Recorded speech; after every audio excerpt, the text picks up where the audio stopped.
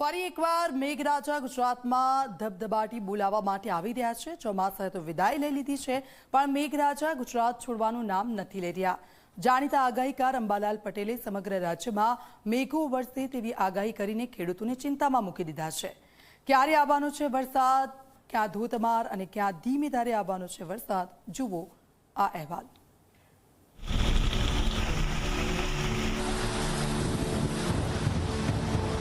ચોમાસાએ વિદાય લીધી, શિયાળો આવી ગયો, પણ મેઘરાજા ગુજરાત છોડવા તૈયાર નથી। આગાહીકાર અંબાલાલ પટેલે ફરી એકવાર ચેતવણી આપી છે કે ઓક્ટોબરના અંત અને નવેમ્બરની શરૂઆતમાં ગુજરાત ફરી ભીંજાશે।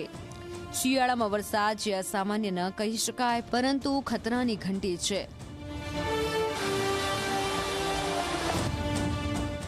તારીખ 27 ઓક્ટોબરથી 5મી નવેમ્બર સુધીમાં ગુજરાતના દેશ સહિત ગુજરાતના ઘણા ભાગોમાં કમોસમી વરસાદ થવાની શક્યતા રહેશે।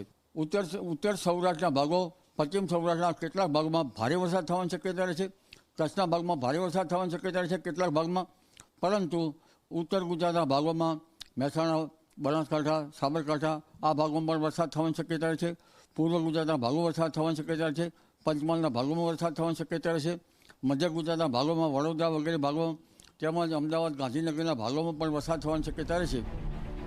અંબાલાલ પટેલની આગાહી પ્રમાણે સૌરાષ્ટ્રમાં ભારે વરસાદની સંભાવના, દક્ષિણ ગુજરાત અને મધ્ય ગુજરાતમાં સામાન્યથી મધ્યમ વરસાદ, જ્યારે ઉત્તર ગુજરાતમાં વરસાદના છાંટા પડશે। એટલે કે ગાંધીનગરથી લઈને કચ્છ સુધી કોઈ વિસ્તાર કોરો નહીં રહે। ભર શિયાળે ચોમાસું જેવો માહોલ સર્જાશે અને તારીખ 18-11 બાદ પણ બંગાળ ઉપસાગરમાં એક બીજી સિસ્ટમ ચક્રવાત બનવાની શક્યતા રહેશે અને આ 7 નવેમ્બર બાદ પણ દક્ષિણ ભારતમાં ભારેથી અતિભારે વરસાદ થવાની શક્યતા રહેશે।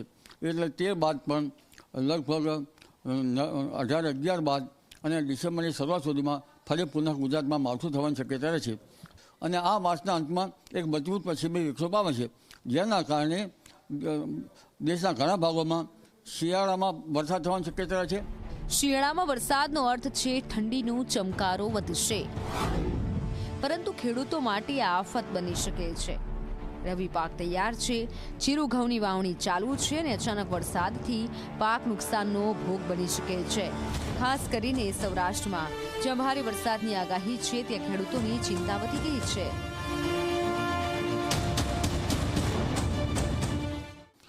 લગભગ 18-11 બાદ અને 15 ડિસેમ્બર બાદ માવઠું થવાની શક્યતા રહેશે, પરંતુ ઠંડી જે છે એ ડિસેમ્બરની શરૂઆતમાં કંઈક અંશે આવવાની શક્યતા રહેશે અને 22 ડિસેમ્બર બાદ આટલી ઠંડી પડવાની શક્યતા રહેશે। ઘઉંના માટે સાનુકૂળ હવામાન રહેશે, પરંતુ જીરા માટે આ હવામાન જરા ચરમો કે કાળમો જે રોગ આવી શકે, કાળીઓ વગેરે રોગ આવી જવાની શક્યતા રહેતા ખેડૂત ભાઈઓએ પાક સંરક્ષણના પગલાં લેવા સારા રહે। અંબાલાલ પટેલની આગાહી ગુજરાત માટે નવી નથી, પરંતુ આ વખતે શિયાળામાં વરસાદની આ ઘટના ખેડૂતો અને વહીવટી તંત્રને સતર્ક કરી રહી છે। શું આ વરસાદ રાહત બનશે કે પછી આફત?